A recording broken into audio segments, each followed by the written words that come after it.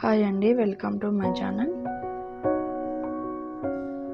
ఇలా ఈ చికెన్ చేసుకొని తిన్నారంటే హెల్త్కు మంచిది, అట్లానే మన కళ్ళకు కూడా మంచిది.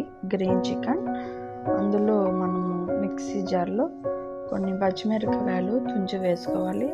కడిగి పెట్టుకున్న కొత్తిమీర, కడిగి పెట్టుకున్న పుదీనా, కొన్ని అల్లం వెల్లుల్లి, అట్లే బాదం ఉంటే బాదం కూడా వేసుకోవచ్చు, లేకంటే ఆప్షనల్ అండి. ఇట్లానే మనం ఒక బాండీ పెట్టుకొని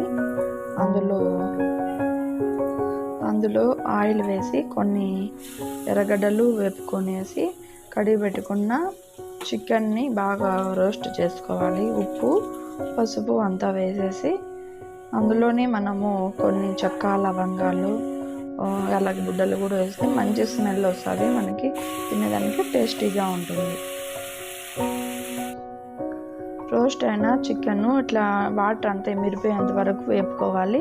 అందులో మనము మిక్స్ చేసుకున్న మిశ్రమాన్ని వేసి బాగా కలిగిపెట్టి కొన్ని వాటర్ వేసుకొని ఇట్లా బాగా ఉడికేంత వరకు పెట్టుకోవాలి. కొంచెం గట్టిగా కావాలంటే మీకు గట్టిగా పెట్టుకోవచ్చు, లేకపోతే ఇట్లా జ్యూసీగా చేసుకోవచ్చు. తింటే సూపర్గా ఉంటుందండి, ట్రై చేయండి. నచ్చితే లైక్ అండ్ సబ్స్క్రైబ్ ప్లీజ్.